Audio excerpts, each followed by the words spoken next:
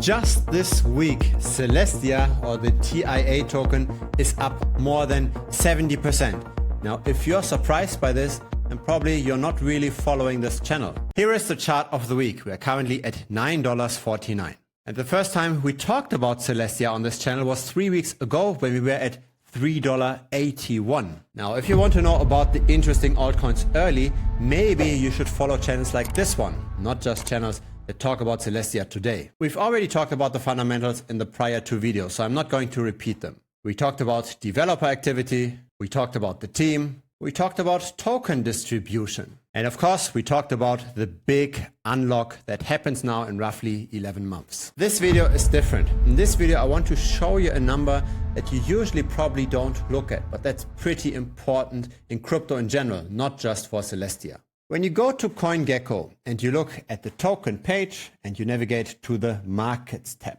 when you do that, you find 3 subcategories. Now, the futures category isn't that interesting, but spot and perpetuals is. On the spot page, we can see what centralized exchange is dominating the trading. In this case, it's Binance. 50% of all trading volume goes through Binance. Then we've got another 9% on OKX and another 7% on Coinbase. Now, that's interesting when combined with the perpetuals tab. But let's first look at the raw numbers. The 24-hour volume, if you just look at, say, the top 5 to 10 exchanges, is roughly 200 million worth of the token. Now, the market cap itself is 1.4 billion. Now, the reason why this matters is to get a feeling of how much might the price be manipulated. If trading volume is 10 or 20 times of the market cap, you likely have a lot of manipulation. When it's not that much, when it's just 10 or 20% of market cap, things tend to be fine. Now, when we then browse to the perpetuals, we again want to see the trading volume, and again, we want to know who's dominating this all.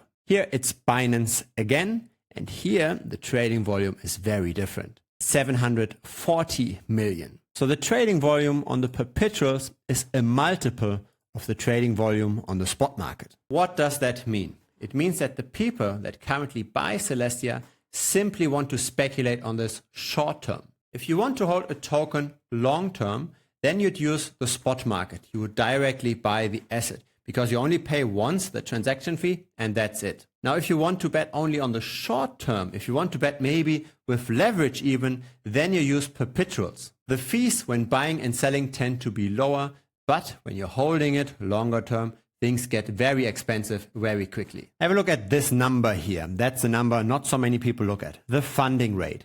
It's currently 0.028%. Now this is per hour. So if you use perpetual futures and you have the position open for a day, you pay 0.67%. You have it open for a week, you pay 4.7%. So if your time horizon is longer than that of a mosquito, should probably rather buy spot. But the majority in the last 24 hours didn't do this. Now, am I saying that the price thus has to come down tomorrow? I am not saying that, but I am saying that a lot of the people that currently hold TIA are in it for the short term, and they will exit at some point when the current momentum turns around. So be very careful to ride this wave. You could consider, for example, to use a trailing stop loss. Right? A regular stop loss is simply just at one price. Whenever the price falls below the stop loss, then you're selling. But a trailing stop loss adjusts as the price goes up. So you're riding the wave, but once momentum turns around, then you're taking profit. In case you're not yet part of Telegram, the link is down below. It's completely free. A like would be very much appreciated as well. It helps the channel grow. And of course, if you haven't yet, feel free to subscribe.